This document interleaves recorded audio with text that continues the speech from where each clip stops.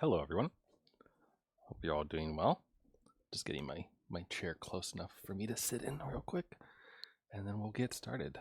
So it's been a week since I played this game last. I was really busy with everything else in the world last week, as far as things go. Birthday happened, trivia happened, something else happened. I don't remember why, but I only streamed this once last week. But we're still technically in the middle of the tutorial, I believe. But you know, it's fine. I guess it's fine. So we're gonna play some more Ace Attorney Duel Destinies, and it's going to be lovely, or at least that's the plan. It is also, for reference and time point, a week away from the eclipse, and I sure hope no one has any friends named Griffith. Or Griffin? Griffin. I don't know why sometimes I think his name is Griffin. You'd think after reading, like, so much Berserk. I don't remember the name of the damn characters, but, you know, he's such an asshole, you don't want to, like, give him the benefit of being remembered. You know what I mean? Anyway, Turnabout Countdown. Refreshing my own memory and yours as well from last week. A bomb went off, and the courtroom 4 was destroyed, and then they were accusing our weird friend who likes sniffing plants of being part of the problem, I guess. And we were like, no, she's not. And now we have to investigate, which, strangely enough, the tutorial mission this time has more than just one section. So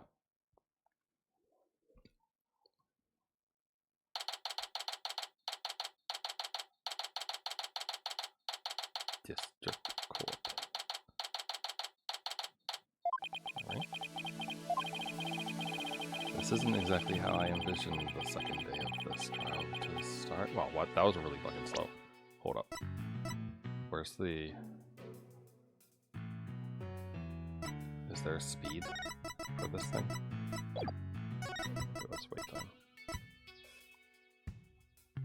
Oh, I don't care about it. There's no... Alright. So that was just really slow. But, given how things ended yesterday... Good morning. You know, I'm not gonna lie, I forgot that we have real 3D levels and not just sprites this time.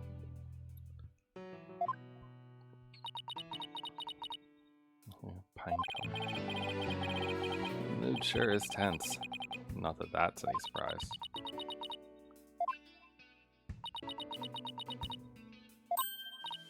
Oh, hey, did you read the paper this morning, boss? Huh? The paper? Vacuum all up to it. You didn't read it? Then you don't know the big news. Somebody spotted an abominable snowman way up in the mountains. Don't you know the difference between a paper and a tabloid, isn't it? It might show up in the forest where you live, Junie. So you better watch out, okay?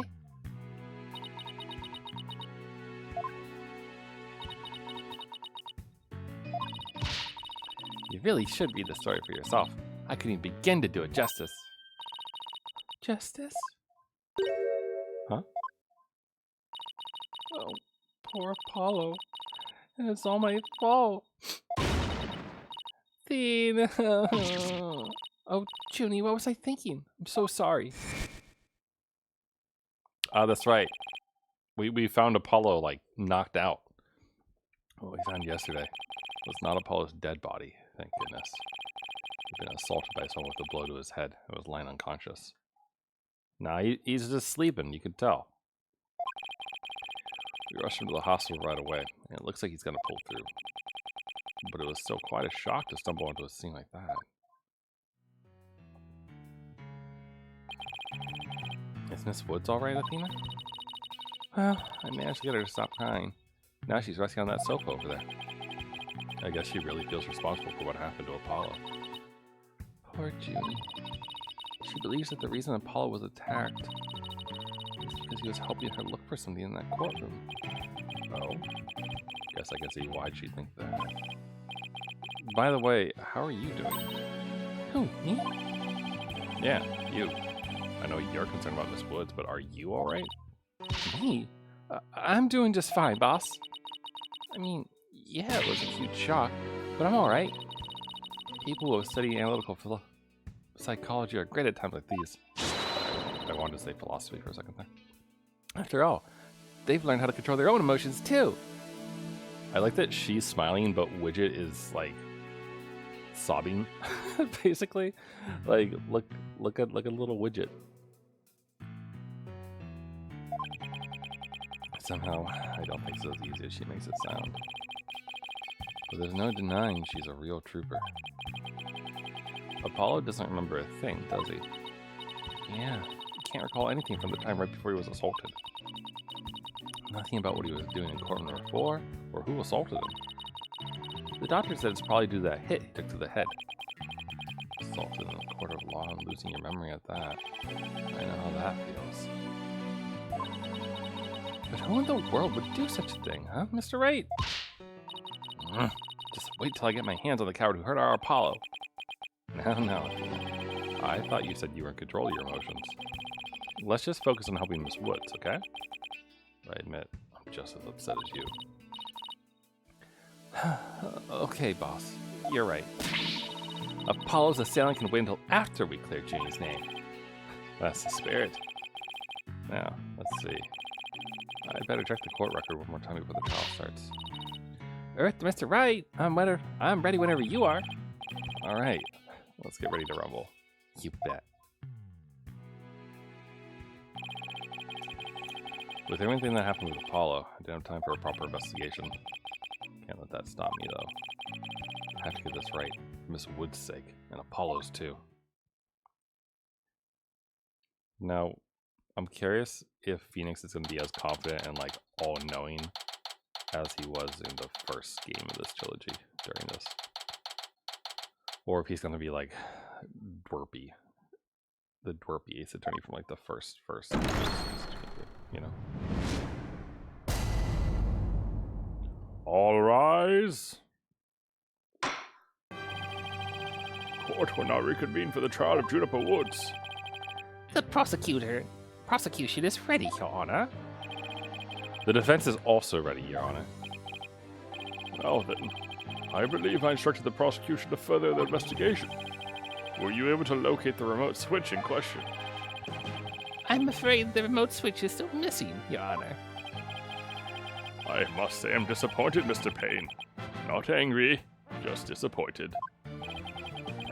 I apologize, Your Honor. Looks like the prosecution is just as unprepared as I am. God damn it, Phoenix. There is a separate matter, however, that I would like to bring up during this trial. A separate matter, you say? And what might that be? I assume you're aware that another incident occurred during yesterday's trial. I am speaking, of course, of the assault on Mr. Justice in the ruins of courtroom number 4. Why is he bringing that up? Yes, what a truly harrowing experience it must have been. Poor Mr. Justice. At the time of the attack, Mr. Justice was not alone. He was with the defendant, Miss Juniper Woods. He isn't going where I think he's going with this, is he? The prosecution wishes to indict Miss Woods on the charge of Mr. Justice's assault. But she wasn't with him? What? Like, she was here in the courtroom. The fuck are you talking about? Mr. Payne, the incident under deliberation here is the courtroom bombing. The assault on Mr. Justice has nothing to do with this trial. Ah, but I believe there is a connection between this case and Mr. Justice's assault. Please, take a moment to consider these facts. Both events occurred in courtroom number 4. This is the location in courtroom number 4 where the unconscious Mr. Justice was discovered. As you can see, it's quite close to where Detective Army's body was found. Okay. The question is, why did the culprit feel the need to maliciously attack Mr. Justice? Why indeed? What do you believe their motive to be, Mr. Payne? I believe Mr. Justice found something in the courtroom while Miss Woods was with him. evidence that angered her as the perpetrator of the bombing. Why does the judge let the prosecution do this bullshit when if Phoenix like goes on a rant about something actually unrelated, he gets called out for and prevented from doing anything with it? You know what I mean? Like, why is this court so unfair? You mean he found some incriminating evidence? Precisely. And so I surmise the defendant picked up a piece of rubber band, hit Mr. Justice on the back of the head in order to silence him. Objection! Junie would never do such a thing. She was devastated when we found Apollo hurt like that. Miss Sykes, please control your outbursts. It is the prosecution's belief that by deliberating on Mr. Justice's assault, we will draw ever closer to the truth of the courtroom bombing itself. Very well. Miss Woods is hereby officially indicted on the charge of assaulting Mr. Justice. Really? Why is your courtroom such fucking garbage, huh?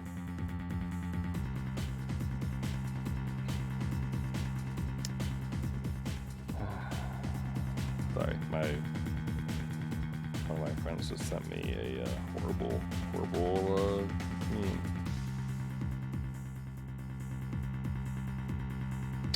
It's an Aurora Borealis meme, except that it's different. Anyway, what? Why are you listening to Mr. Toupee over there? Although, I was in our conversation yesterday. I think Apollo might have figured something out. I wonder what it was. He told me I'm gonna look for evidence to clear your name, Juniper. Maybe the two incidents really are related after all. I would like to start by hearing from the defendant herself. Very well, bailiff. Very well, bailiff. Please bring Miss Woods to the witness stand.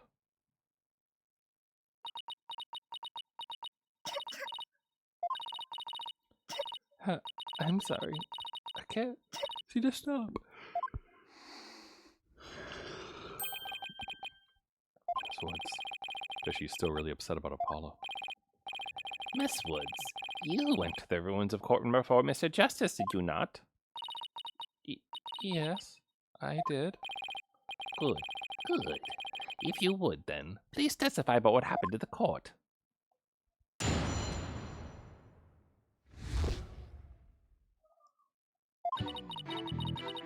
During the trial yesterday, I was overcome by a fit of coughing. Apollo stayed with me and we went to the courtroom rooms together. But then I was called back to this courtroom to give testimony. Apollo insisted on staying behind in courtroom number 4. I swear I didn't attack Apollo. I would ever hurt such a kind person.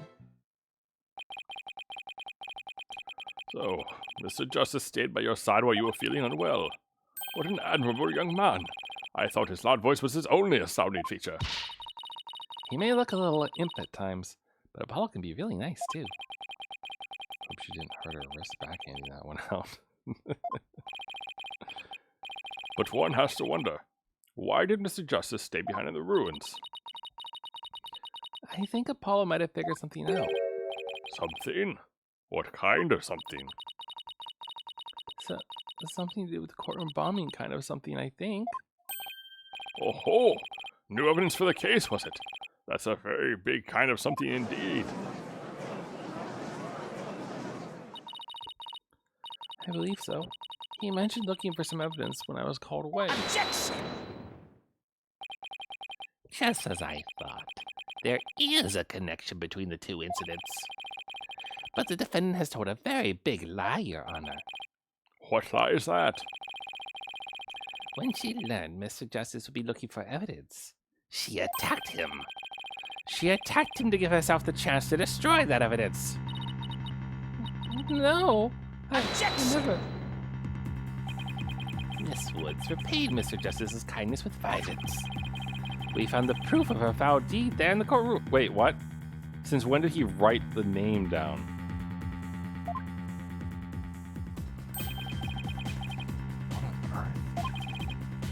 Do you see it? There in front of Mr. Justice's right hand. What is the message he left us? It's written in blood. W-O-O-D. DS. Why, isn't that? That's right, Your Honor. It says Woods in capital letters. What? I don't think that was there yesterday.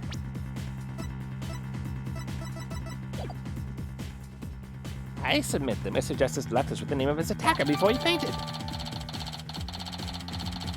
I don't think this is a real fucking picture. I think he's making up evidence. No, that can't be true.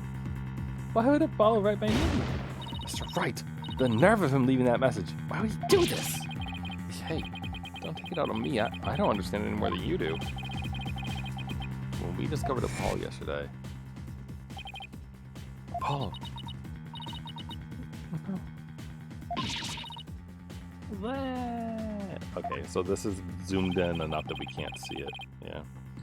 We didn't have a chance to rush over to him. As soon as security heard Athena scream, they ran in and cordoned off the area. After that, they were there in courtroom to report Apollo the whole time.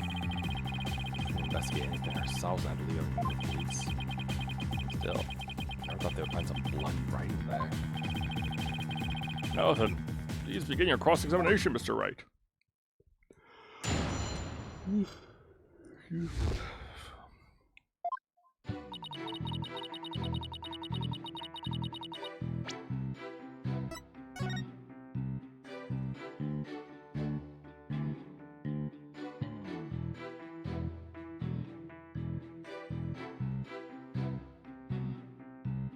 I wonder if it's upside down. Because the M, or the W, kind of looks more like an M. But that scoom? Like, if the bit on the D isn't actually meant to be there.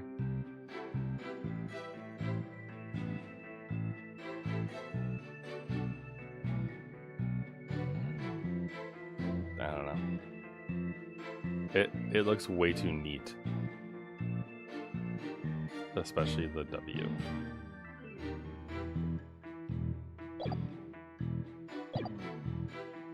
Hold it!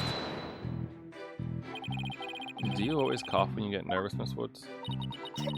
Yes.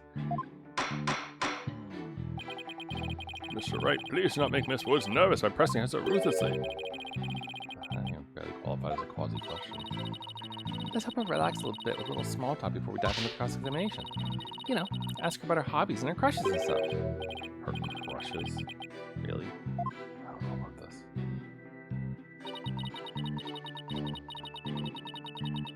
I mean, Hold it! probably calm her down, maybe. Why exactly did you go to the courtroom ruins?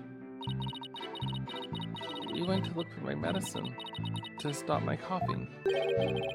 Your medicine? Why would your medicine be in courtroom number 4? I dropped it in the heat of the moment. Bum rap Ryan. He was keeping my medicine safe for me. He has a little compartment that I can put things in, you see?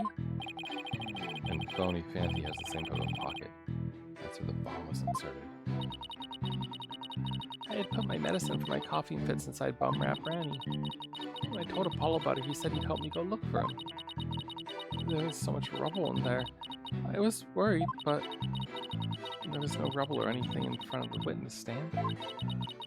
So when we got inside, Apollo went straight there and started looking for my Ryan in that area. It was so nice of him to do that for me, in spite of all his injuries. Apollo was so strong and kind, just like the trees of the forest. The way she makes him sound, you think Apollo was some kind of ancient god. Oh, wait. That was good. That was good. So that's why you went to the ruins, I see. That seems to be quite an important fact. Please add it to your testimony, Miss Woods.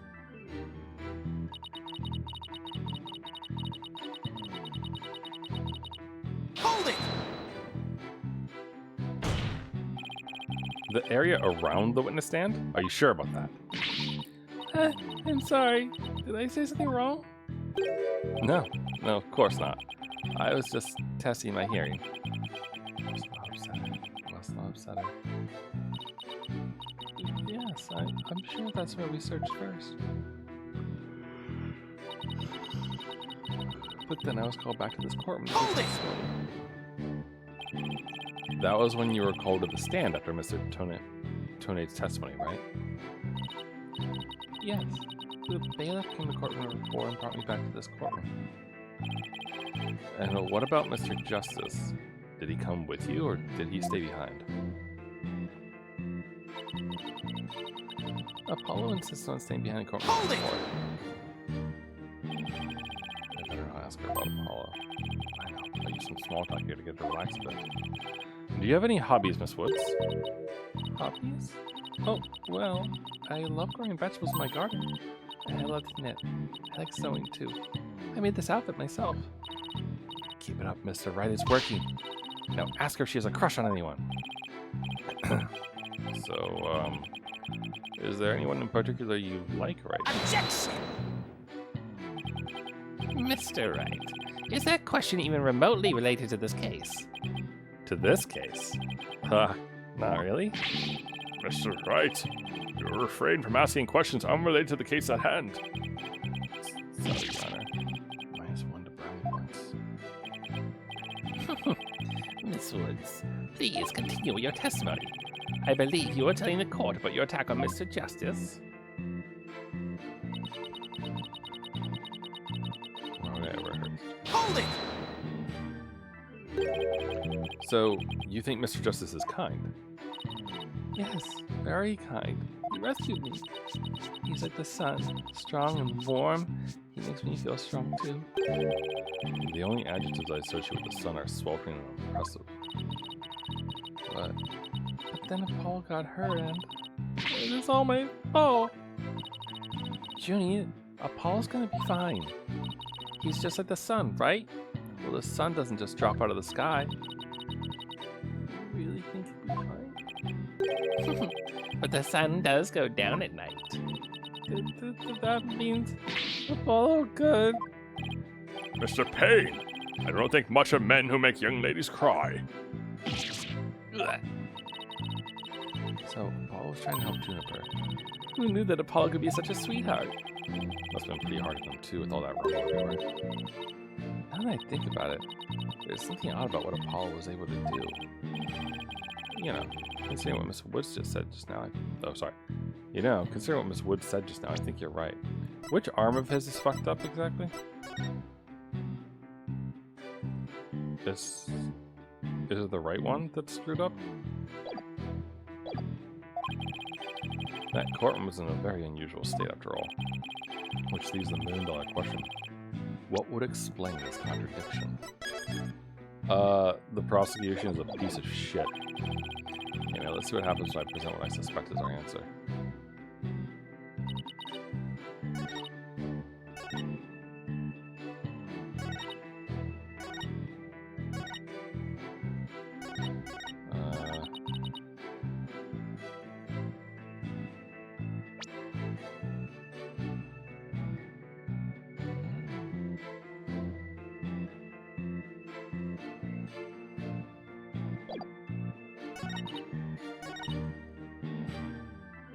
Where there was no rubble.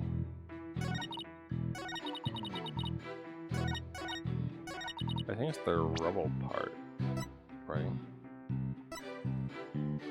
Objection! Whoops. So, I meant to press the details, not that button. But I think I might have gotten it right anyway. So, he started a search with the witness stand, you say? That's right. I guess maybe he wanted to start from the furthest point in the room. He was being so brave. Strong. But that's odd. Under the circumstances, he shouldn't have been capable of that. But he was. And he still is. He might not look it, but he really is brave. And kind, too. No, that's not the part I'm finding fault with. Someone has a crush on Apollo. What you're claiming is something that no one should have been able to do. But I should think that anyone can be brave and kind if they wanted to be, Mr. Wright.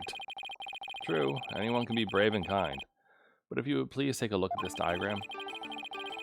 With the courtroom in this state, how is it possible to walk up to the witness stand? Oh. I see your point. The rule blocks off access to the area around the witness stand. Does such a tiny inconsistency even matter? Perhaps the witness is simply misremembering it. Right. Now I'm not so sure it matters. A real man doesn't make mountains out of molehills, you know. But that's precisely what Mr. Wright does best. Cold slander, Your Honor. So, was it really impossible to approach the witness stand? I have to say it's a bit hard to tell with any accuracy from just this diagram. Mr. Payne, do you have any other photos of the crime scene? Let me see, Your Honor. Yes, I have one more. Here it is. A more pulled back version of the photo I presented before. Okay. So it's... Oh yeah, there's a thing in front of the witness stand. Huh? What's that hunk of metal on wheels? Mr. Payne, is the metallic object in that photo Mr. Tonate's bomb transport case? That's right. Is there some problem? Ah, yes. That transport case was there in the courtroom number 4 when the bomb went off. Must have been there ever since. Oh, that's it. Miss Woods, have you remembered something? Yes. I just realized its position. It's different from before. Its position. The position of what? The position of that big metal thing. The bomb transport case? Yes. When Apollo and I went there, it was in a different place. Where the cases in the photo was open space. So it was easy to search the stand. I see. So where was the transport case when you and Mr. Justice saw it? As I recall, I think it was more to the right. To the right? That means... In that case, the case was over there at the time of Apollo's attack. Huh. Then how did any of that writing get there? Who cares what the transport case was when? What difference does it make?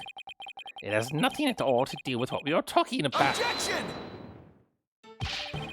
Where the transport case was has everything to do with this discussion. In fact, it's so important that it's enough to turn the prosecution's argument on its ear. What?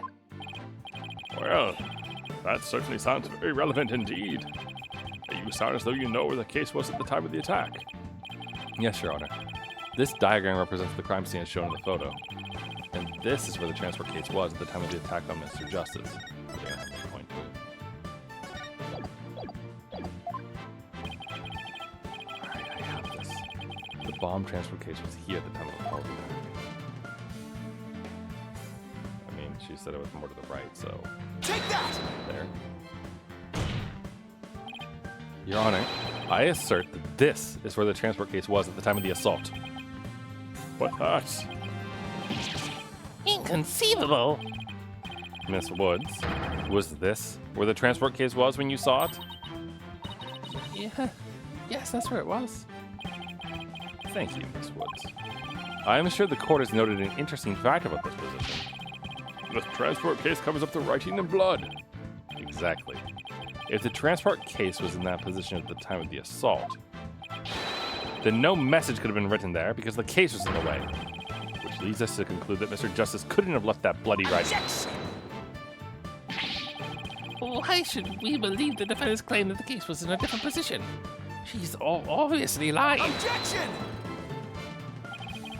The fact that the case was moved after the assault of Mr. Justice is proved by more than Miss Wood's testimony alone. What? And where's this proof you're talking about? It's right here in the crime photo. I'm keen to see this proof myself, Mr. Wright. So am I.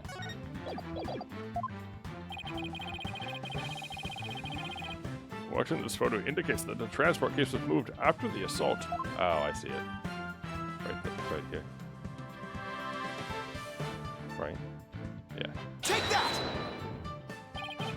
Please take a look at the mark that runs over Mr. Justice's bandages here. I see it. What is it? This mark was made by one of the casters from the transport case carrying the bomb. As the case was moved, it ran over his bandages. In other words, the transport case was originally to the right of Mr. Justice. Then, after Mr. Justice was assaulted, the transport case was moved. What? Just as Miss Woods said, the case was covering the writing at the time of the assault. Therefore, it was impossible for Mr. Justice to have left that message in blood. No. I'm not in the street. I live in an apartment complex. You did it, boss. It's a real nail biter, but you pulled it off. Yep. That should bring down the prosecution's claim like a house of cards. Order in the court. Mr. Wright, that was a very clever deduction. It was nothing, Your Honor. Nothing but pure genius. Take that. Boss, since you had a definite smug and braggy vibe coming off of you. I have just one question, Mr. Wright. Yes, Your Honor. If Mr. Justice didn't leave this message in blood, then who did? Huh? What?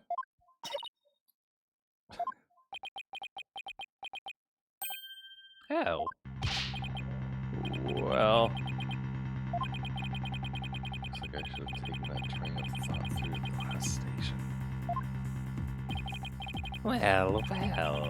I've heard a lot about this. So this is Mr. Wright's famous bluffing technique, is it? Oh, yes, really. It brings back memories of the old days. Back when you carved out a name for yourself by bluffing your way through thick and thin. Gee, Mr. Wright, the judge kind of makes you sound no better than a two-bit con man. You made your argument with such confidence, Mr. Wright. Now I'd like to hear your answer with just as much confidence. Hey, the judge asked the question. You didn't pitch on either, Buster.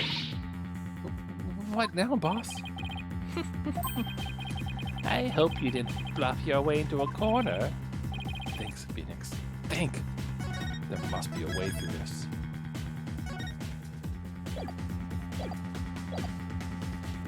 Oh, look at the slow zoom coming in. I had to dig my way to the truth somehow. Who could have written that message in blood? The culprit, Apollo, or someone else? Probably the culprit, right?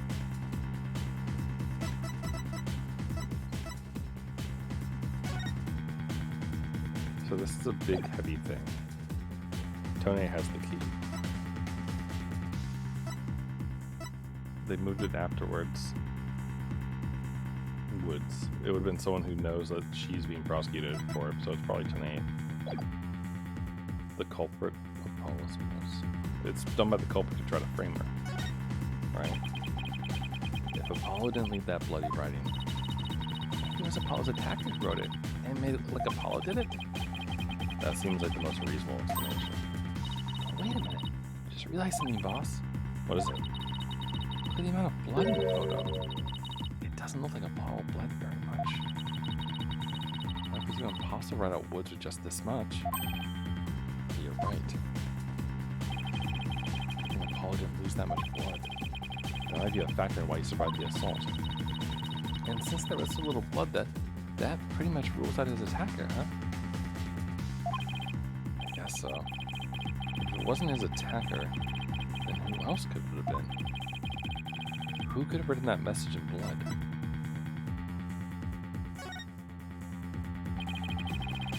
If it wasn't Apollo, who could have left the bloody message? Let's say it's this guy. Take that!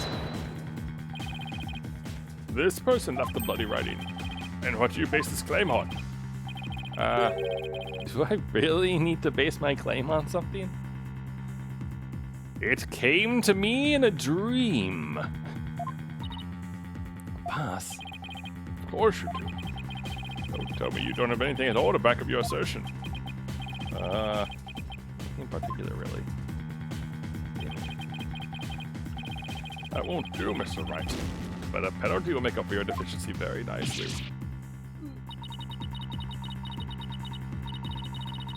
Okay. There's only one other person who could really be.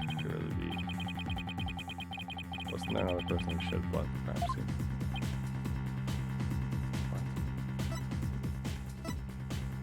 What? Oh, you're saying it was Candace.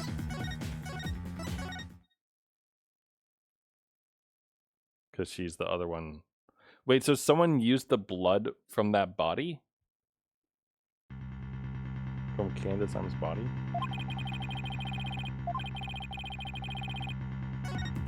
Oh shit, no, I didn't mean to press that. But... Alright, whatever. We'll just skip through this real quick.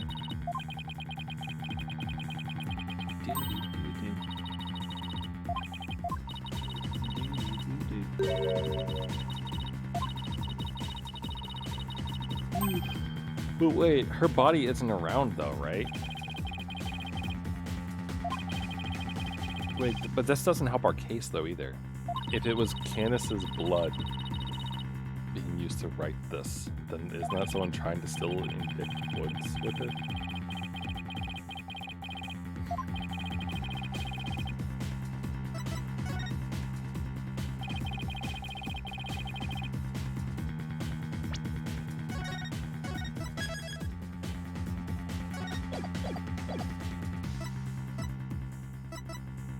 Well, it's either Gaspin Payne or Candace. Really the only two options, so. Take that! To be honest, I don't actually have any real proof of this. But I've come this far. There's no turning back now. Then why couldn't I use Tonnate for this? Besides Apollo, there was one more person who shed blood at this crime scene. A person who shed blood? You don't mean... Oh, but I do. I believe it was Candace Army who left behind this message in blood. What?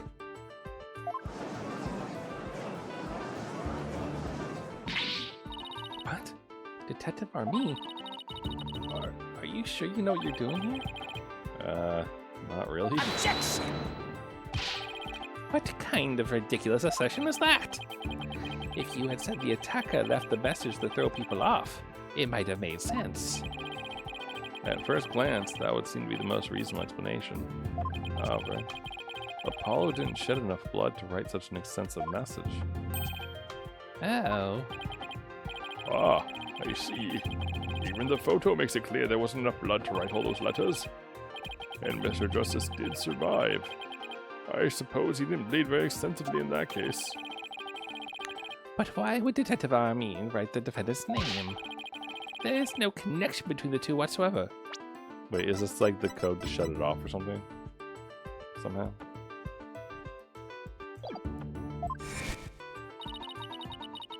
And I didn't even know the lady was killed.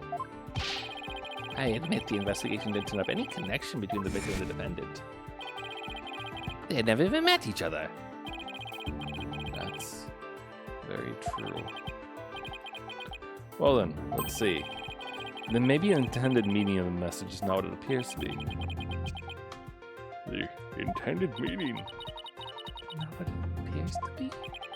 Maybe the message is not intended to be Woods.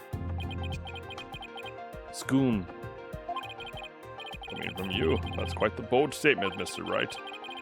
You wish to assert that this bloody writing could have some other meaning? Yes, Your Honor.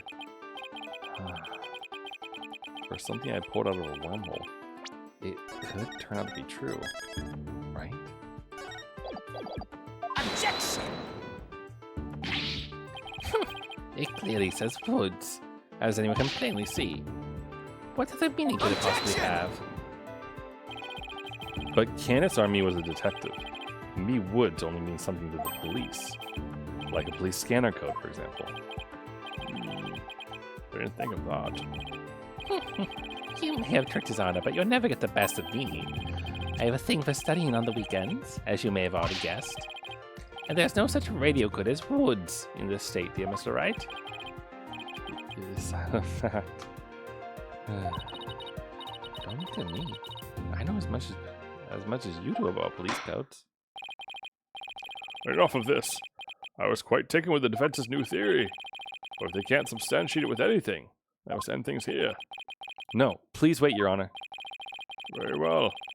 Before we discuss this theory any further, I demand a plausible explanation. So, Mr. Wright, what is the true meaning of the bloody writing? Well, I believe it's... And no stalling. If you can't come up with an answer quickly, I would declare this discussion officially over. I'm in trouble now. What other meaning could it have, besides the obvious one? Maybe it means something in the language? Or maybe it's a code?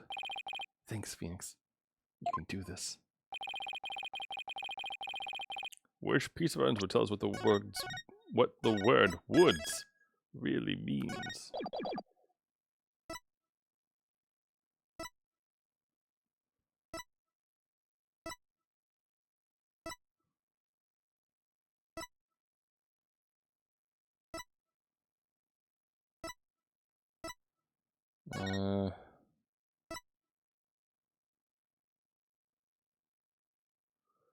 Wait, there's more to it, right? Like there's another letter behind the rubble there. WOOD5F, maybe?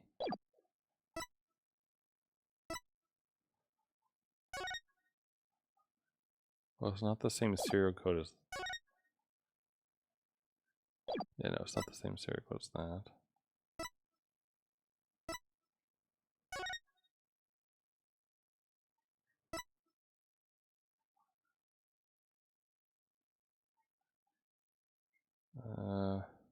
Height 10 inches, wood 10. Oh. Wait.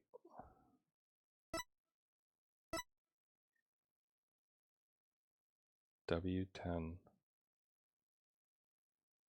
Or sorry. Could it be an H?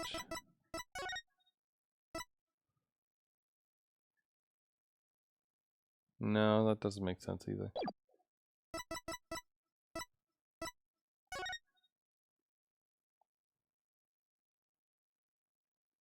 Yeah, that is a lot more blood.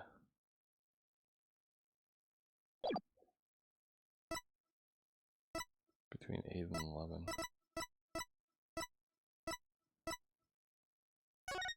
I mean, I think it's got to be this, right? Because you can see that there's another letter. Take that! Nope, that wasn't right.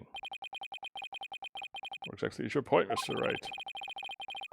I thought this evidence was supposed to tell me what woods really means. But doesn't it, Your Honor? Are you asking me or telling me? I guess I'll let you be the judge of that.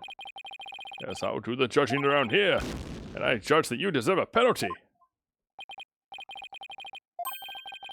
just know there's something here that looks like the word woods.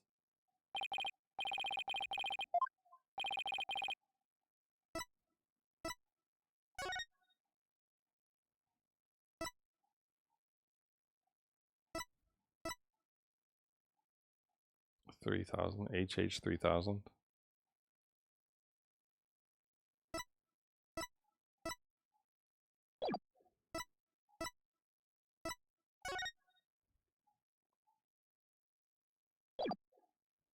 I mean, that there looks like there's a 5 there, right?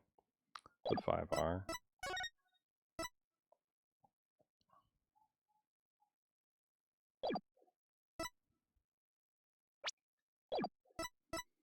Take that! Okay. It ain't that. All right. So it's not anything to do with the dimensions. Ouch. Woods. What piece of us tells what the woods really mean?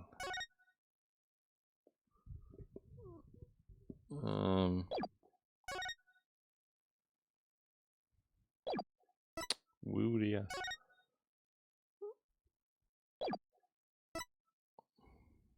Stolen just before the plant. Oh, maybe it's where the missing remote switch is. Take that!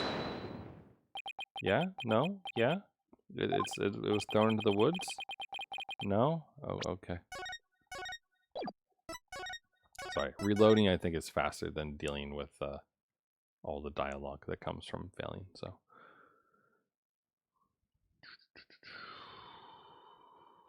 It's not the tail, right? The defendant's fingers. I mean, this doesn't look anything like woods. Woods or tail. Trauma from the head.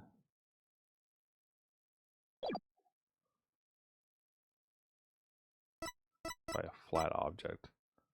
Woods doesn't really do me any good there either.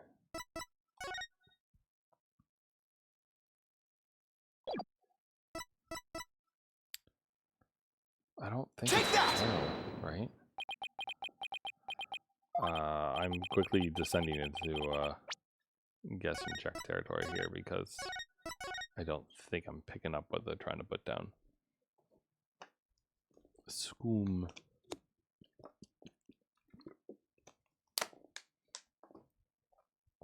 So we tried the picture.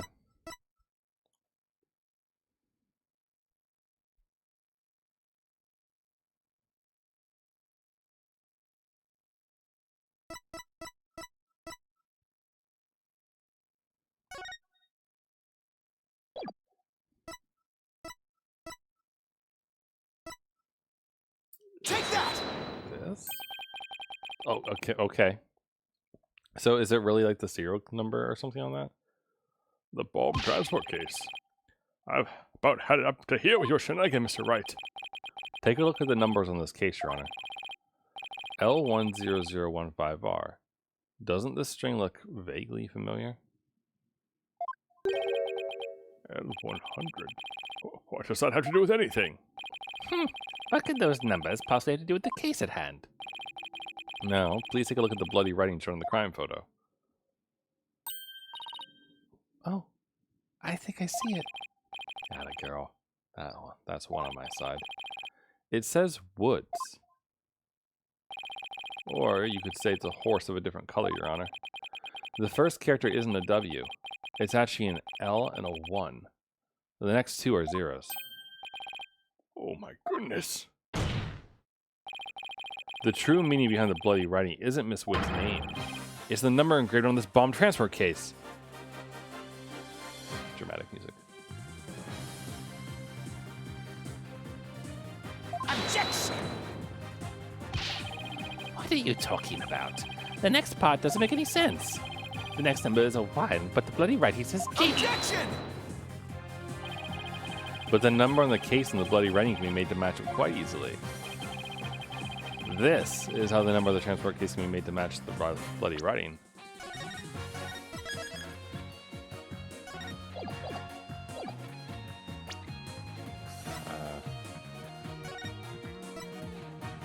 So we need to turn this, the L and the 1, L100 D5.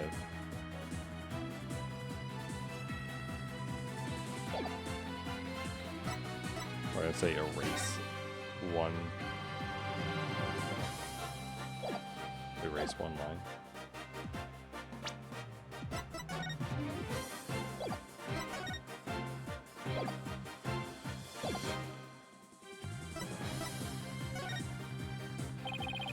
All you have to do is erase 1 line from the writing. Erase one line from where? Anywhere you like. Anywhere I'd like. All right, I'll erase one of the O's. Wads? And what is that supposed to mean? Your state of mind, I believe it stands for wise, optimistic, dauntless, and serene. Boss, what in the world? No time for a psychology test? I can't say my state of mind is exactly serene right now, Mr. Wright. I guess erasing just 1 line won't do the trick. Mr. Wright, please refrain from making things up as you go along. But try again.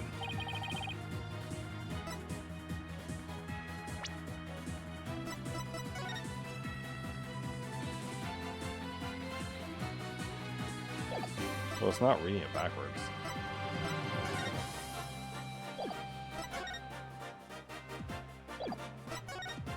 Are we saying you have to erase?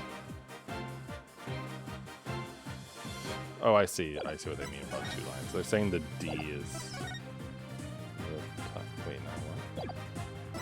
Oh, they're saying the D is part of the R? No. They're saying the top of the 5. That doesn't make any sense.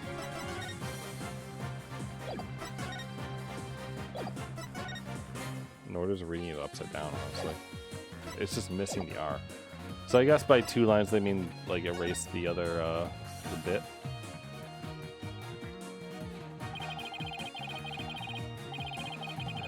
Please erase the third downward stroke of the W and the curved part of the D.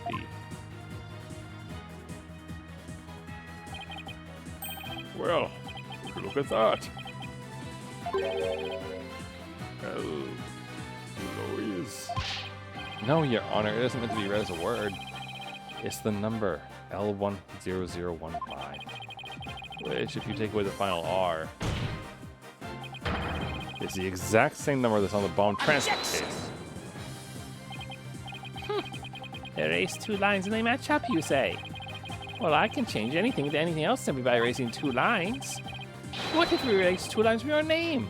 Would you be happy as Mr. Right? Well, would you, Mr. Rye?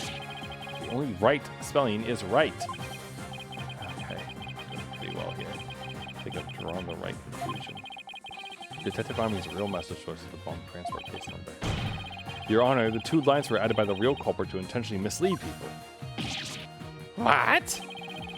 The original message Detective Army left behind was the transport case number, but whoever assaulted Apollo changed the message. You're right, boss. Then what do you suppose Detective Army was trying to tell us? Good question. What does this number represent? Do you see this number here? That is my identification number. Candace Army lost her life in the courtroom bombing. Her dying message could only have had one purpose: No. to tell us the name of the one responsible for the bombing. Well, don't keep us in suspense, Mr. Wright. Tell us who she was trying to name. The culprit that the victim was trying to identify is none other than Ted Tonate. Take that! The defense wishes to indict Mr. Ted Tonate on the charge of the courtroom bombing. Detonate. Apparently, disassembling bombs isn't Mr. Tonate's only specialty. Somehow, the victim must have realized that he was the bomber. So when she was caught in the blast, she left his bomb transport case number as her dying message. She used Mr. Tonate's own ID number to finger him for the crime. Why would anyone go out of their own way to write an ID number? Wouldn't they simply write the person's name? He's got a good point there. What you have to say to that, Mr. Wright? That only Detective Army would know the answer to that. But allow me to offer a theory. Perhaps Detective Army couldn't recall Mr. Tonate's name at the heat of the moment. As I recall, this was the first meeting between the two. It's entirely possible they wouldn't have been familiar with each other. Or maybe using the ID number was a way to hide his true meaning from the real culprit. Thus lowering the odds that they would erase the bloody writing. But no matter what the reason, the important thing is the meaning behind her message. The fact remains, she wrote Mr. Tonate's ID number. Now, just one moment here. There hasn't been any proof yet that it was indeed Detective Army who wrote it. The bloody writing wasn't found during the investigation after the blast. If Detective Army had left the message, it should have been found at that time. Objection! Naturally, Mr. Tonate hid it before anyone could discover it. And there's a simple explanation for how he was able to do so. What? Mr. Tonate was able to cover the message up because he's wearing those weird goggles. The second way to the first time the body. The first person to discover the bloody writing was Mr. Tonate himself. I was the first one on the scene after the explosion. I went there to ensure safety, but I ended up discovering a dead body. When Mr. Tonate saw that the victim had written his ID number, he used the bomb transport case to cover the bloody writing as a stopgap measure. Oh, so that's why the message in blood was under the transport case. He didn't have enough time to try and scrub away the writing. If he didn't report the body right away, he would look suspicious. So those letters lived on to serve another function, when Mr. Tonate used them in another incident. Oh, the assault on Mr. Justice. Exactly. Mr. Tonate hit upon a plan to use the bloody writing for his own purposes, so he didn't clean it away. Instead, he made it look like Mr. Justice wrote it. By adding 2 lines to the writing that Detective Army left behind, He changed the meaning of the message.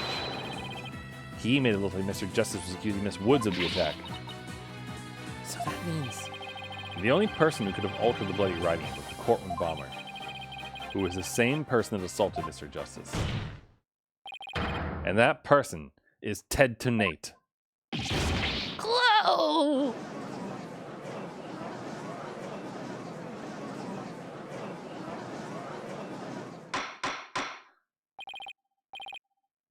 Order in the court. Order, I say. It looks like we will have to hear from the bomb specialist himself. Mr. Payne, please have Mr. Tenate take the witness stand. Yes, Your Honor. That was great, Mr. Wright. Just doing what I do best, which is flying by the seat of my pants. Dismantling the case is yours. Do you think you can handle it? I look forward to seeing you try. I finally draw Mr. Tenate back onto the witness stand. Looks like you'll get your wish, Goggle Man. Now watch me take your lies apart. Do do do do do do do do do. Good music. Ace Attorney games always have good music. Mr. Tenate, I'm afraid we have a few more questions for you. I understand the situation, Your Honor. I was keeping a close eye on the proceedings from the gallery. The allegations are all laughable. Objection! I wouldn't be laughing if I were you, Mr. Tenate. The message in blood matches your ID number. The same ID number that is there on that bomb transport case. Such a far-fetched theory. No better than a tangled ball of wires. I'll have them untangled for you in no time at all. And you were the first person on the scene after Detective Army left a message of blood. You were the only one who could have hidden the writing and then used it again later. I see 2 times. But then, let me ask you. Do you have any proof that Detective Army wrote that message? That's a very good question. Well, do you, Mr. Wright? The best way to prove that Detective Army wrote that message is to analyze the handwriting, analyze the DNA. Probably the DNA, right? Your Honor, I request that a DNA test be performed on the blood itself. Once we know whose it is, it'll be obvious as to who wrote the message. Very well. Bailiff, please put in a request for a DNA test for the forensic team. Yes, Your Honor. It'll be some time before we have the results of the analysis. Until then, let's hear more from the witness. I would like nothing more, Your Honor. I want the court to hear how ridiculous the defense's theory is.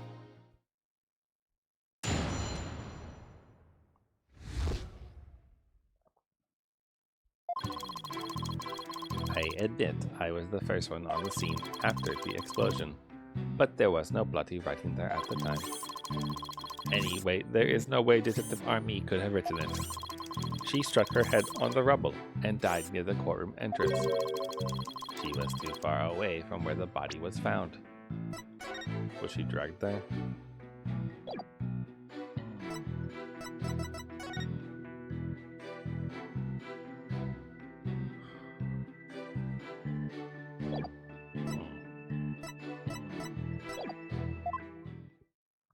That's a good point.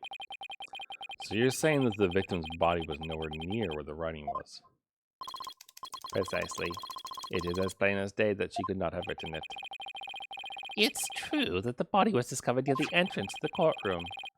Please have a look at this crime scene photo. As you can see, there's blood on the rubble near the victim's body. She must have died after hitting her head there.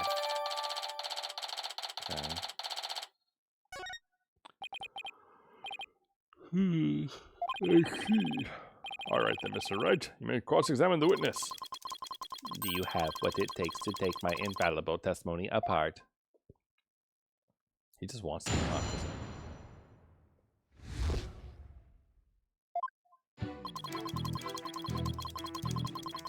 Hold it!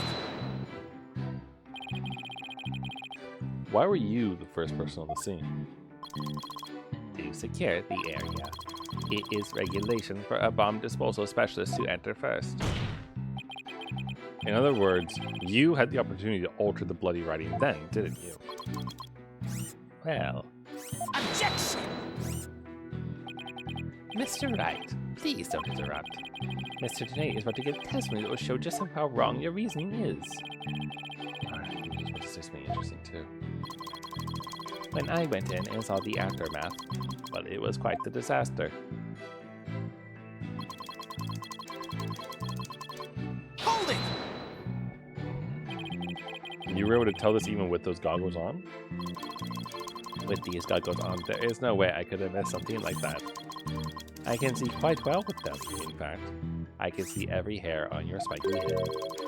Oh, you have a few grays, Mr. Wright. What?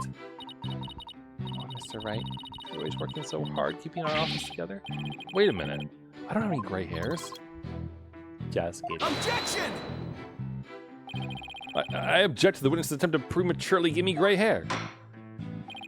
Mr. Tonate, this court frowns upon untoward comments on a person's hair or lack thereof. I'm sensing a great deal of sorrow coming from the judge. Hey, you know what? I'm okay with that. I'm okay with that. That's good. The judge is finally on our side. My apologies, Your Honor. May I please continue my testimony? Anyway, there is no way Detective Army could have taken it. If she didn't write it, then who do you propose did? Mr. Justice, of course. Just before dying, he wrote the name of his attacker, Juniper Woods. But he's not dead, though. A final message from your poor subordinate. Oh, Mr. Justice, I'm starting to get all misty-eyed. Apollo's not dead, folks. So how can you be so sure it wasn't Detective Army who wrote the message? It is very simple.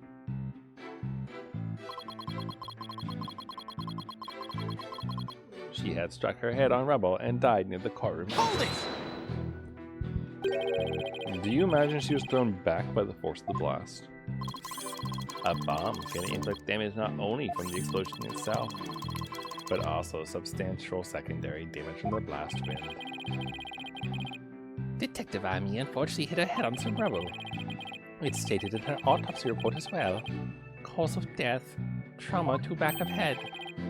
The autopsy report. Better take another look at that. Now do you see? Detective Army could not have written that message. The reason for that being... Hold it! Isn't it possible she could have crawled to the area of the bloody message? If that were true, then how did she return to the spot near the entrance? Maybe she crawled back after writing it. Huh. This guy just spooked me. Would you like to get down on the floor and give us a demonstration of your theory? No, thank you. The victim's body and the writing are several yards away from each other. There's no way she could reach. Quite the conundrum. So that means something's off somewhere. There must be a contradiction. Maybe the body was moved? But that doesn't explain how blood got onto the rubble. What if that was done by the real culprit after the fact? If that's the case, this new app might contradict the evidence we have. Okay. So I mean the body being moved makes sense.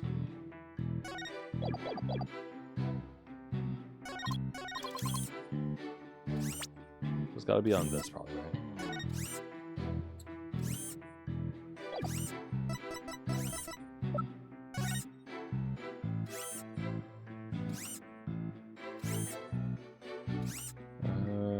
Does the location of the wound make sense? She also has blood on her shirt.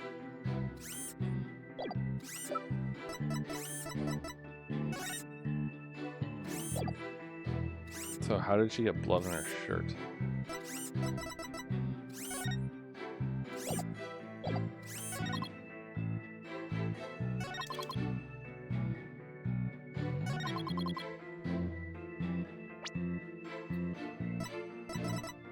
I want to present on this.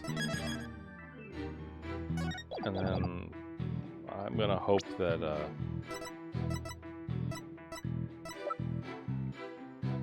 that's the shirt. I'm gonna go with the trauma report because that says back of head. Objection! You are a terrible liar, Mr. Tenant. Take a look at this autopsy, specifically the part about Detective Army's head injury. Cause of death: trauma to back of head caused by impact with a flat object. Oh, flat object. Okay. Well, I was right, just for the wrong reason. Yes, what about it? Now take a good look at that bloody piece of rubber. It's sharp and pointed. Hey, you're right, boss. It is pointy, just like your hair. That is odd, isn't it? What could be the meaning of this contradiction? I believe it means the victim did not hit her head on this piece of rubble. The bloodstain you see is just another fabrication. Its purpose is to mislead us into thinking the victim died near the courtroom entrance. Are you claiming the culprit moved the victim's body? That's exactly what I'm claiming. The victim hit her head on some other location, most likely on the floor or some other flat surface. And this location was somewhere near where the bloody writing was found. In that case, she definitely could have written the message. Your Honor, I have the result of the bloodstain analysis. Ah, very good timing. Let's take a look. According to this report, the message was written in Detective Army's blood. And as the defense claims, only the parts of the message that were added afterwards were written in Mr. Justice's blood. It would appear that the defense assertion is correct after all. Hell yeah. Yes, you did it. You were right, boss. Now to drive it home.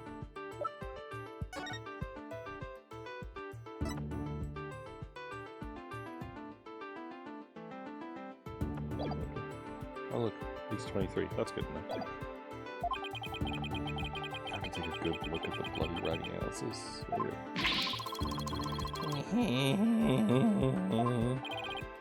Mr. Tenate, it is now apparent that you have sold several lies to this court. I hope you have some sort of explanation for yourself. Fine, I will confess. You will? But then why are you so calm? This time, I will tell the truth.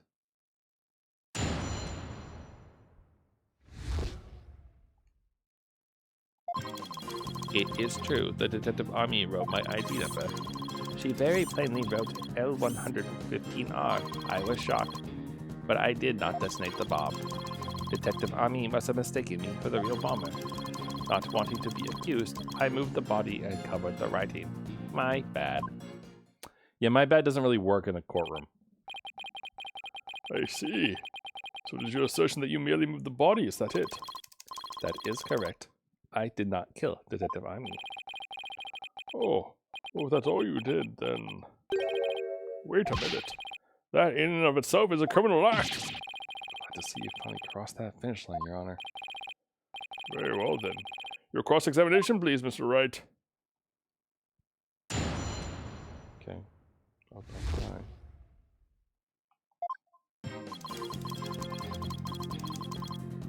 Hold it! So you admit that you actually did see the bloody writing that Detective Army left. My bad. I should have said so from the outset. And you are sure it was your ID number? I am sure. It was definitely my ID number. That number was assigned exclusively to me by the police department.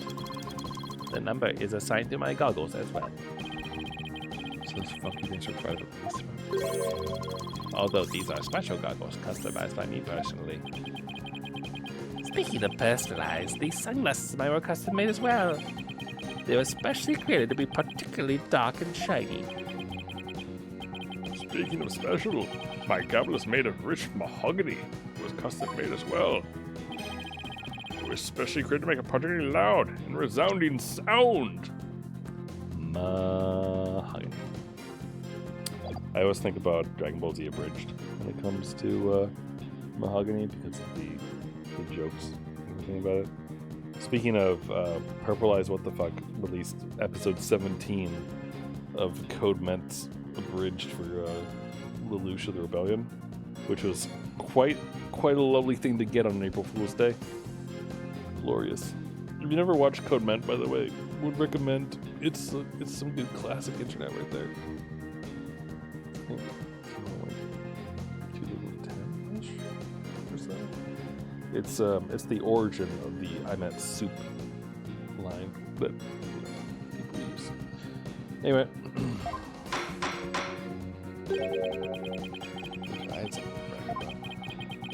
Be all that as it may, I just want to reconfirm you saw the bloody writing clearly, and that it was your ID number, but you didn't see the last number, right? That is correct. My ID number was written in blood on the floor. She very plainly wrote L100 L5R. I was shocked. I don't believe the R part, honestly. But I did not detonate the bomb. Detective Army must have mistaken me for the real bomber. Oh wait, right. Hold it! Yeah, 159. It was written after the bomb went off in the courtroom? Correct. I didn't know why she would write it, so that sent me into a panic. Sounds like you were quite a tizzy. If I were in issues, I guess it would have psyched me out too. I can't imagine coming across the message psychs written in blood. If I saw gasp in pain written in blood, I'd certainly make me gasp. Rest assured, Mr. Tenate, I understand how you must have felt. And so you discovered your ID number written in blood at the scene. And...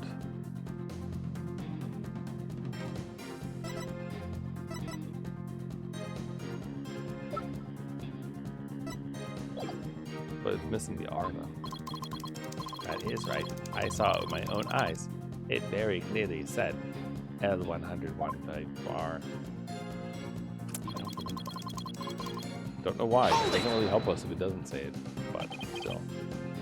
Didn't you? The victim may have had special knowledge of who the bomber was.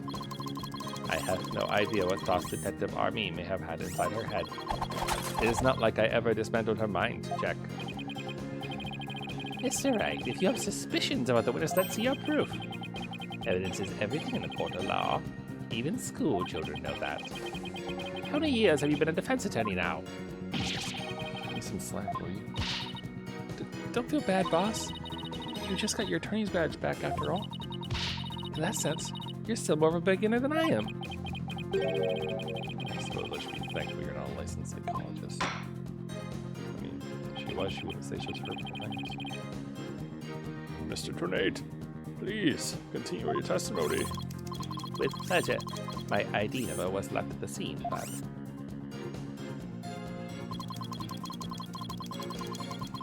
Hold it! By mistaken, you mean you had nothing to do with the explosion? That is correct. That is why I was so shocked when I saw my ID number.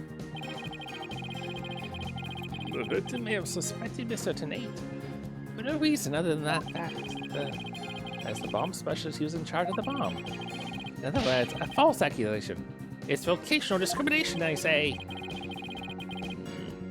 I do not support discrimination of any kind. No smoking, Your Honor. If the victim had been found to be killed with a gavel, Mr. Blue Suit over there probably would have pinned the crime on you. You would? Well, that just wouldn't do. Mr. Wright, if you dare try to pin anything on me, I will find you in contempt of court. Tried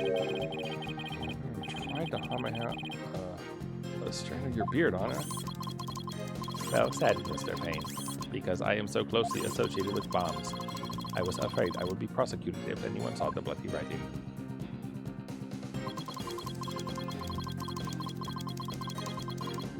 Hold it! You didn't think to clean away the bloody writing? I didn't have time. By the time I found the message, the blood was already dry. The police were waiting just outside me for me to secure the room, and I still had to move the body. I was in a panic.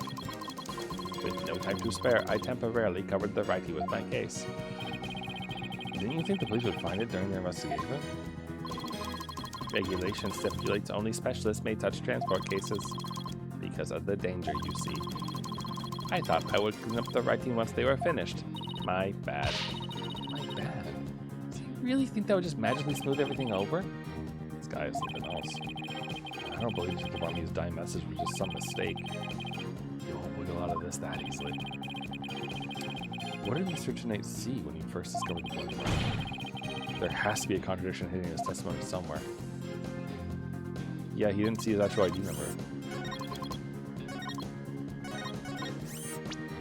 Because we're missing that part. That's the only thing that's standing out to me right now.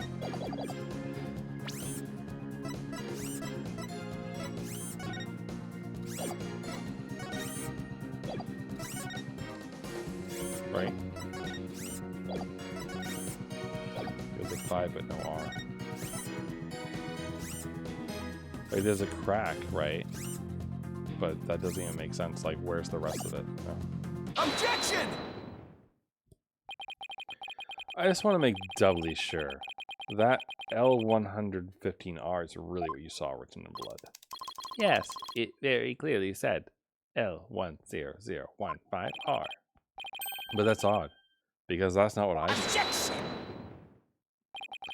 What on earth are you babbling on about now? Wasn't it you who claimed the bloody writing was ID number in the first place? Take a good look at the photo in the bloody writing analysis. Now tell me, does it really say L10015R? Something's missing, isn't it? And that something is the final R. What is the meaning of this, Mr. Tonight? Oh, right, now I remember. There was no R on the end. It was just a slip of the finger. My bad. Back my beautiful contradiction. Mr. Wright, I'm not so sure it's just a simple slip of the finger. You have something for me, Athena? Hyacinth is extremely agitated, almost panicked. He does look pretty flustered. Yeah, no shit. Well, Mr. Wright, appears there's nothing more than a mere mistake. Oh no. Did he really just make a typo? What about that R? Did Mr. Tonight really see it? Are we gonna say that he saw it and then erased the block or something? Like he messed with the gravel?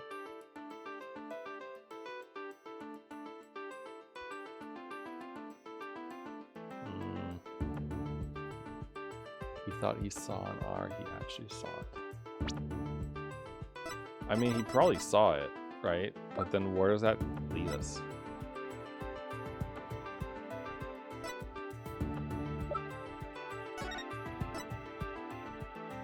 Like, we just have a cracked thing for some reason, so...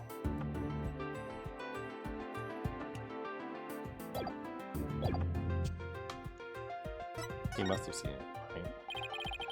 Maybe Mr. Tonight really did see the R. There's no R anywhere in the bloody writing. There's no R either. Now that I take another good look at the photo, I think maybe... That's it!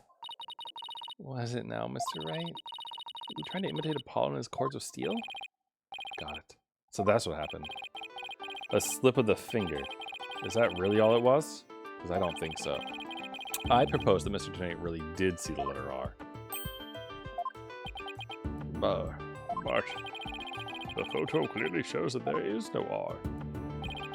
No, Your Honor. Actually, just the opposite is true.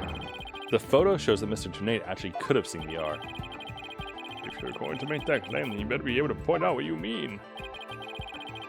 What part of the photo shows that Mr. Nate could have seen the R? Sure, I don't know why I'm yawning so much. This part right here. Take that! Please look here, to the right of the 5. Do you see a little bit of the red? Oh, I see it. Just on the edge of where the floor is broken up. That's the R that Mr. Tonight. Objection! It's true that the witness wears some very, very odd goggles. But that doesn't mean his eyesight is bad, nor his brain power. What part of that little smudge looks like an R to you? Objection! But what Mr. Tonight saw wasn't that little smudge. There was a whole and complete R written there. Before the floor was damaged by the explosion. Oh, well, that explains it. Huh?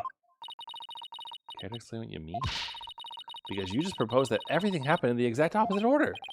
Yep, because that's the way it really went down. The timing when the R was written turns everything about this case around. Now then, if the floor was damaged by the explosion, when was the message written? Before it? With the bloody message running off the edge of the damaged floor like that, you can only conclude that it was written before the explosion. Didn't the explosion happen in the middle of a court case? But that's ridiculous. If that were true, it would end your own premise. That's right, it does. In fact, it turns everything upside down. The victim was not killed by the explosion in the courtroom. She was killed before the explosion ever occurred.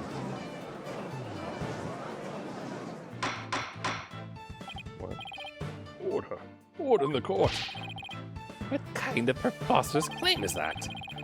Have you forgotten that the victim's body was found at the scene of the explosion? True, but consider this scenario. She was hit on the head and killed before the explosion, or even before the trial began. Her body was subsequently placed in the courtroom ruins after the bombing occurred. That way, it could be made to look like she was a victim of the blast. Wait, was she transported in the case or something? It sounds like we better look into what the victim was doing before the trial. Mr. Payne, did anyone see Detective Army before the trial? Let's see, according to the police report, here it is. One person saw the victim before the trial, and that person was Ted Donate. Wait, what? No one besides Mr. Donate saw the victim.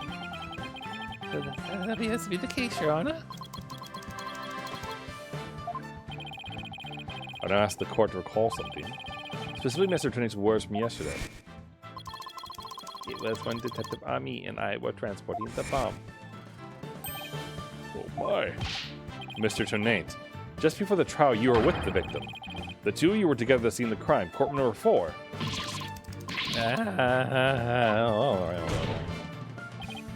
Your Honor, the defense requests new testimony from Mr. Donate. We wish to hear what he has to say about his whereabouts just before the trial.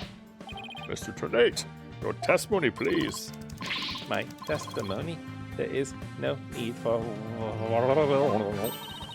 It's completely unnerved, Mr. Wright. You must have hit the nail on the head. Because all I did was transfer to the courtroom. I already told you.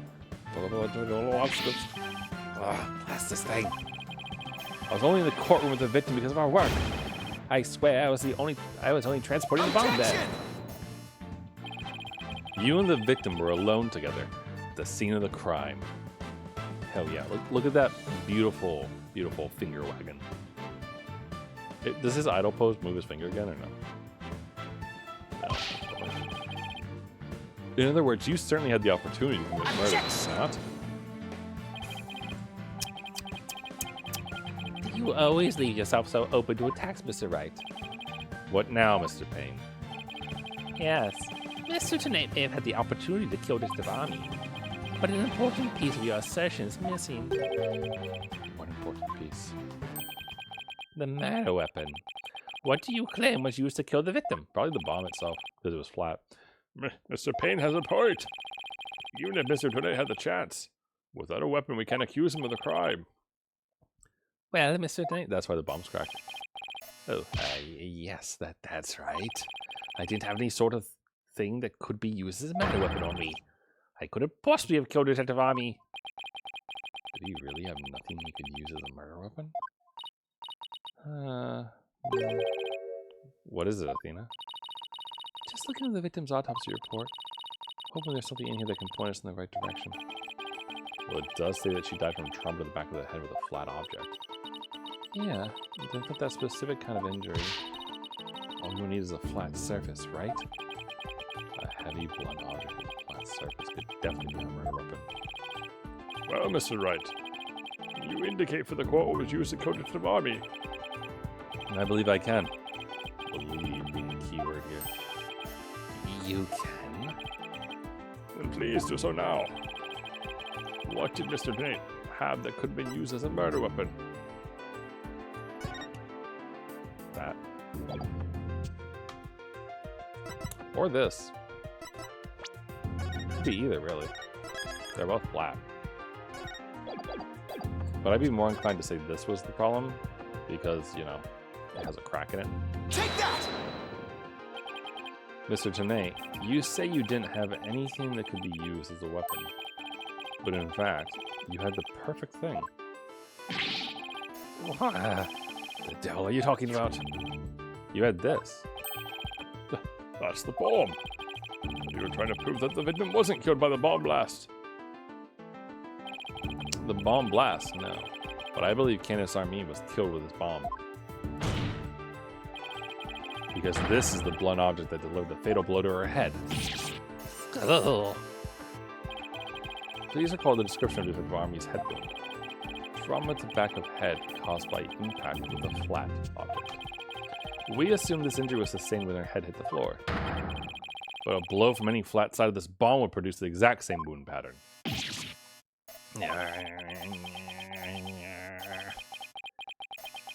It's gonna blow on him.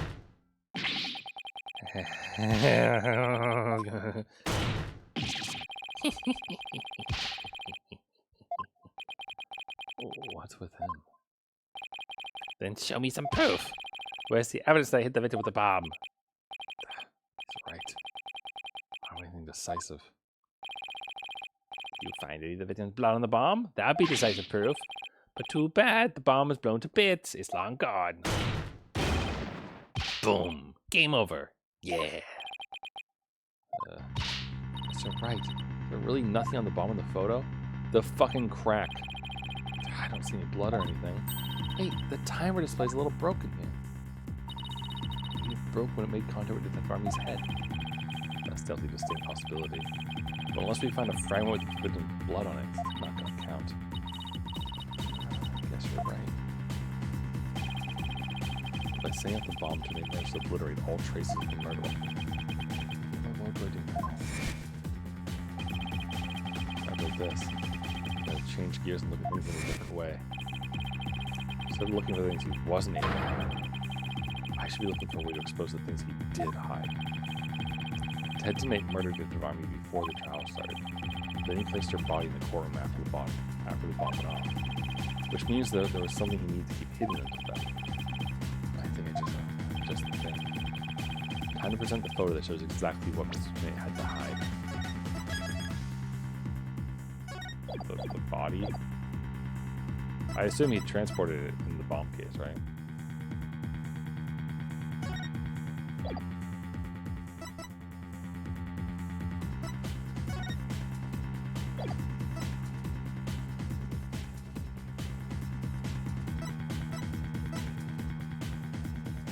Stolen just before the blast is now missing.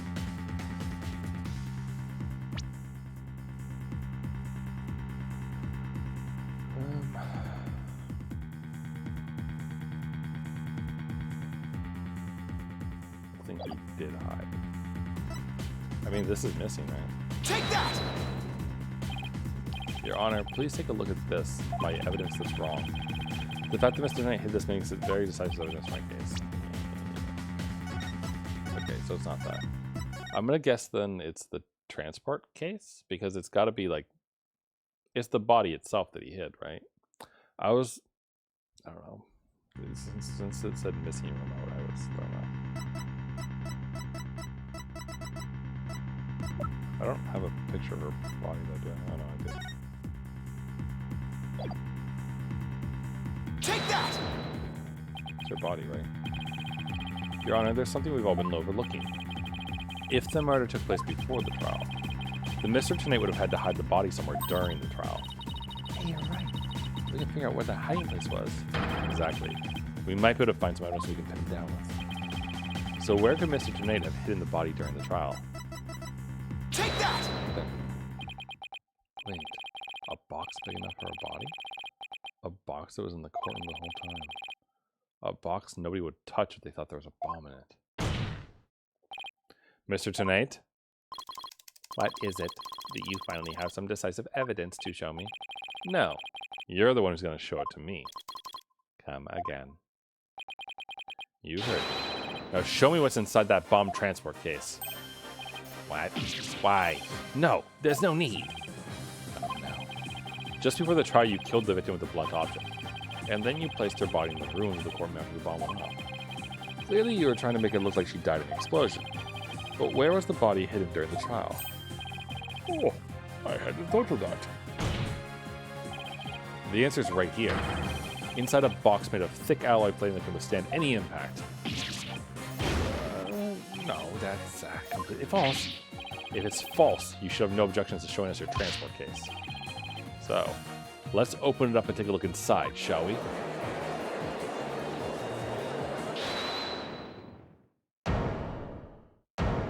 Wait, who just said that? That's not. Not if you value your life. What's he up to now? Remain calm and listen carefully. This bomb will detonate in 5 minutes. What? Huh? I repeat, this HH-3000 will detonate in 5 minutes. What's going on? Your Honor, I recommend you adjourn this trial before this bomb goes off. Mr. Tornade, are you threatening me? Heh, heh, heh. I am the only one who can disable this bomb. If you do not want to die, your only option is to listen to me. But, Mr. Tornade, didn't you just say that that's just a training model? A fake to practice on? I did, but I also lied. This is the real deal.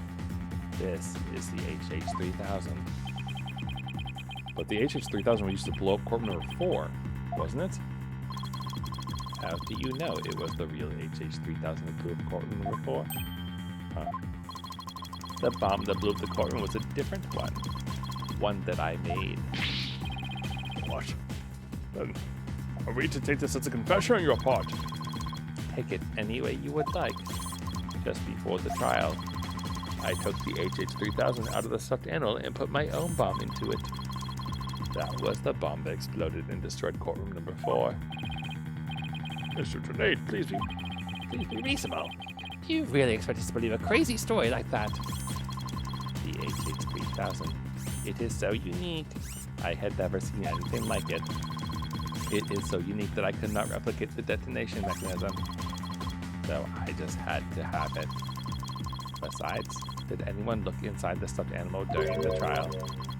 Did anyone check to see if it really was the HH-3000 in there? I must confess, no one opened the stuffed animal to check. So there really is a possibility the bomb was switched out. No, not a possibility. A certainty. I did it. So he's had a real bomb with him this whole time? You had better get out of here while you can. You do not have much time.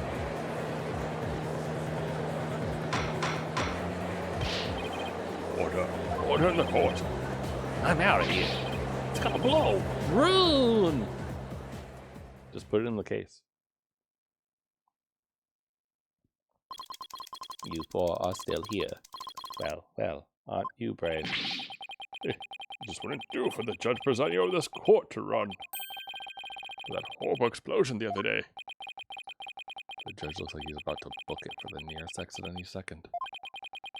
As for Mr. Payne. Hey, that is,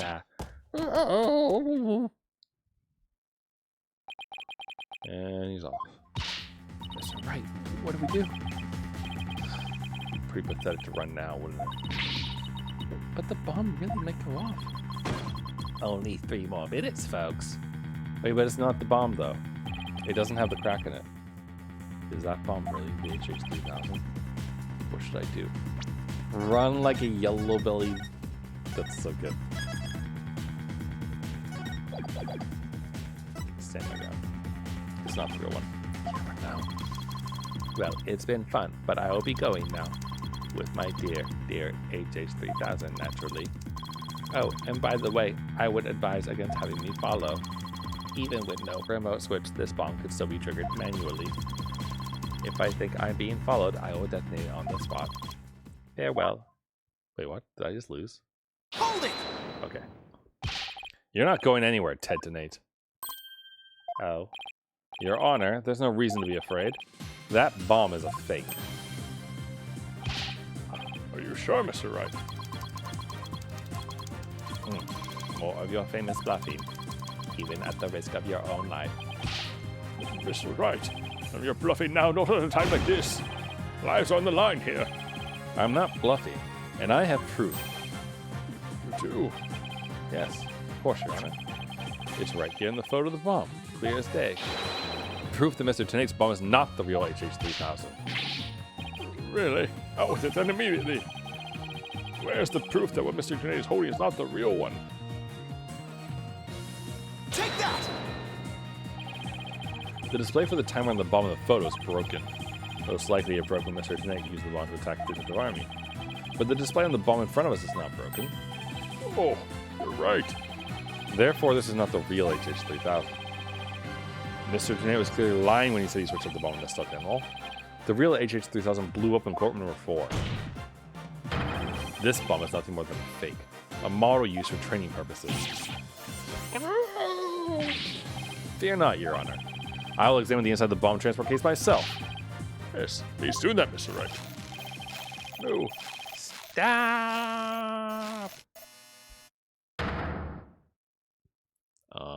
Shit. Oh, what is that? Is that a blood stain? Just as I expected. Your lies have all been blown to bits, Mr. Tenate. I'm confident DNA analysis on this bloodstain will confirm that it's Detective Army's blood, and that those results will conclusively prove that you murdered Detective Army. How about it, Mr. Tenate? Think you can dismantle this decisive evidence?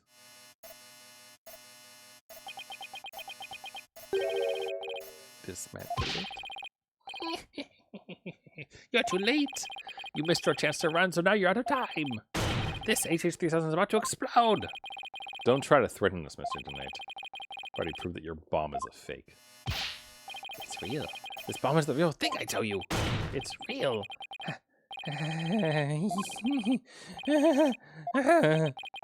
Mad bomber party of one. There's no time left. It's going to blow. I just saw it. I have to take it apart. I can dismantle anything. I can take apart evidence. I can take apart bombs. I can dismantle it all. I'm not gonna make it.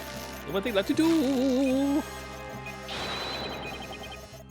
Stop. Dude, what? Did he just bash it with his chin?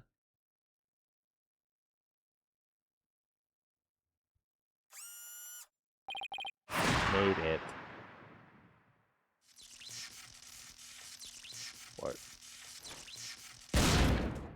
Nice. Well, now he's blind, so that's a plus. Game over. Dismantle attempt failed. Oh, look, it is the training model. It's a good face. All over. My life has been blown to pieces. It's all that stupid woman's fault. I was selling the bombs I disarmed on the black market. When I tried to take this one, she just had to notice, didn't she? She confronted me in court number 4 that day. That's why I had no choice. Before I knew what I was doing, I hit her. It's all her fault. When I was looking for a place to hide her body, she left a message in her own blood. The trial was able to start. Didn't have time to clean it up. Now all this. I thought for sure I could disguise her death from an explosion. That stupid defense attorney started sticking his nose into my business.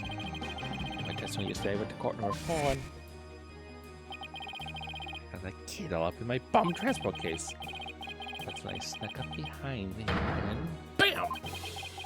And when the idiot police arrested that little girl, I thought for sure I could pin it all on her. Why? Oh, why?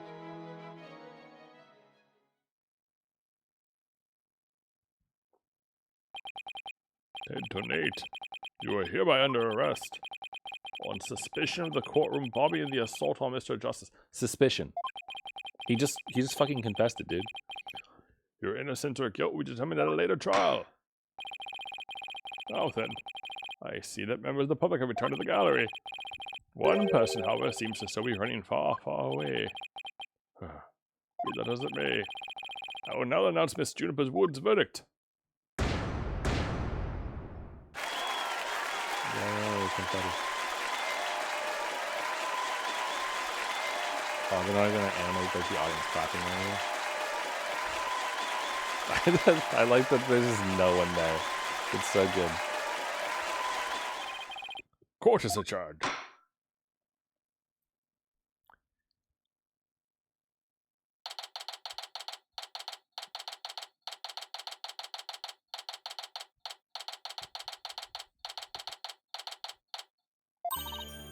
You did it, boss.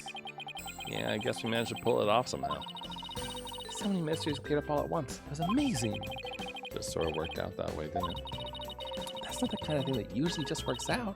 You made it happen. And the way that mean old prosecutor hightailed it out of here, that was great. Mr. Wright, Tina, thank you for everything you did for me. I'm so happy for you, Junie. Now you can go back home to the force in peace. I hope both of you will come and visit me there sometime. That would be nice. Thank you for the invitation. I don't know, Mr. Wright. I'm not so sure you can make it all the way up to Junie's house. How happy do you live again, Junie? Around 3,000 feet, I think. What? That's not a forest, that's a mountain. But you know, boss, there's something that still bothers me about the case. One little mystery we never got around to solving. Oh, that? Yeah, I was wondering about that too. Is this the unsolved mystery you're thinking about? Is it the tail?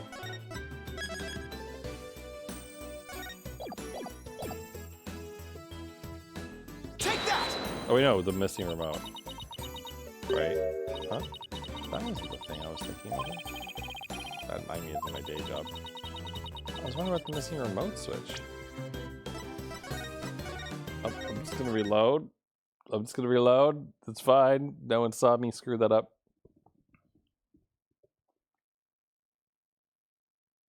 Maybe the missing remote is inside of Take that! a stuffed animal's butt. The remote switch, right? Yeah, I wonder where it disappeared to.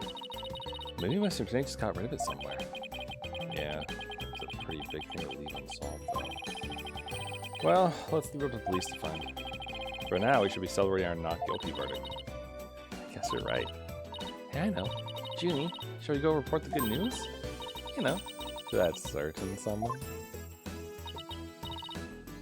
Okay. Her grandmother? No, silly. To Apollo. Oh, right. Well, why don't we all go to the hospital together to see him? Great idea. He's bored out of his mind. Okay. So the courtroom bombing case came to a close. But the next trial was just over the horizon. There's never a dull moment. Too many lawyers in the office, that's for sure. Apollo Justice, Athena Sykes, me, Phoenix Wright. Between the three of us, there's no case we can't solve. When our powers combine, we're an unstoppable team. At least, that's what I believe. Oh shit. Are we gonna fail in the next case? But all that changed with what Apollo said to us that day. It was something that would put my faith in us to the ultimate test. Right.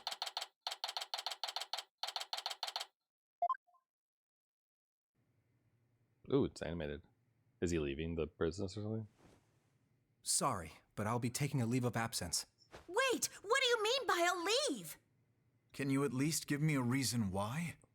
I can only say that this is something I must settle on my own.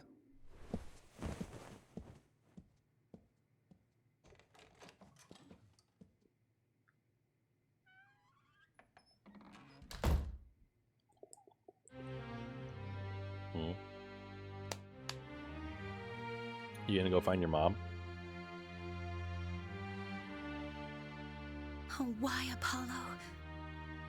Why are you shutting us out? Is someone gonna stand up there? Oh darn! I was hoping there'd be like a footstep and like Miles Edgeworth would appear. I really like that we get like real little cutscenes like that. What happened to you, Apollo? Ever since you put that jacket on, you've changed. Whose jacket is it? Now, for whatever reason, all my mind keeps doing is returning to the day I first met you. Oh, I wonder if that's going to be the next case. We had tackled our first case together, he and I, this past spring.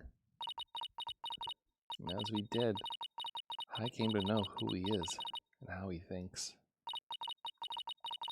It was a very peculiar case, one in which the victim was killed by a mythical creature. What? It better be Greek. I wonder if it's going to be one of those, the horsies that drown people. I forget the name of it.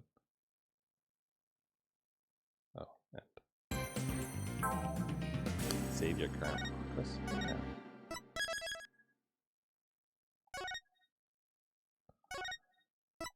Alright, well, we can basically call it a wrap on this, I suppose. I'm gonna wait to watch the opening cutscene till next time, I think.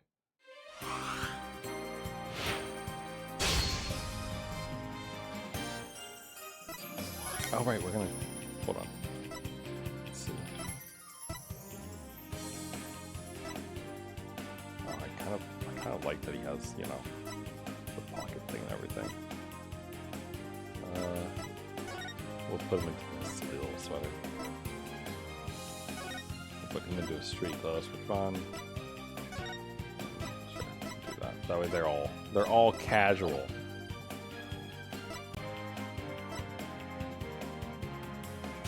It looks like a cat or something in that thumbnail. Also, in the picture there, the thumbnail,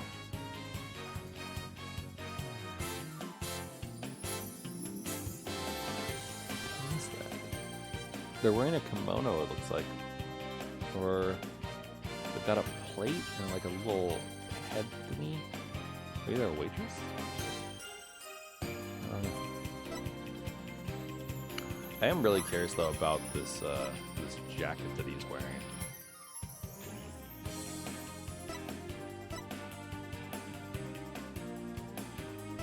Oh wait, hey, I recognize that guy. The dude on the right in this is Saiga, I think. Oh wait, no, where's that? Edgeworth? No, that's Edgeworth. Never mind, it's not Saiga. I just watched an episode, or well, a few episodes of the Ace Attorney season 2 that came out in 2018, and they had an anime-only case on the train involving a Japanese prosecutor who had gone and worked for America's court system, and he had very similar hair to that, with like a little thing and stuff. So this jacket though that he's wearing, it's not what's his face's, right? Gavin.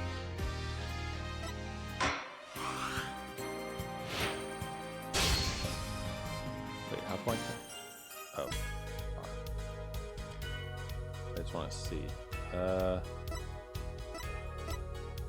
No, okay, it's not Gavin's. I just want to make sure it wasn't Gavin's. Okay. Well, then I have no idea, I suppose. As far as whose jacket it is, but we'll find out. Maybe next time. Who knows? It'll be great. All right. Well, any rules. I'm gonna call it here for now, but I'll be back tomorrow with more video games and those types of good times to be had. I have a couple games actually that I recently acquired. But like besides Helldivers, I mean, that I played a ton of. But I don't think I'll do Helldivers tomorrow. I think I have a couple games actually And most likely, I think I might start up a Metroidvania that I acquired because it's been a while, and I wouldn't mind having having something a little bit more action oriented than our lovely little visual novels we're going through with Ace Attorney, to mix it up a little bit. So maybe that we'll see how I feel. But that's it for now. So I hope you all have a great rest of your day or night, and that it's all good. So thanks for watching, and bye for now. Take it easy.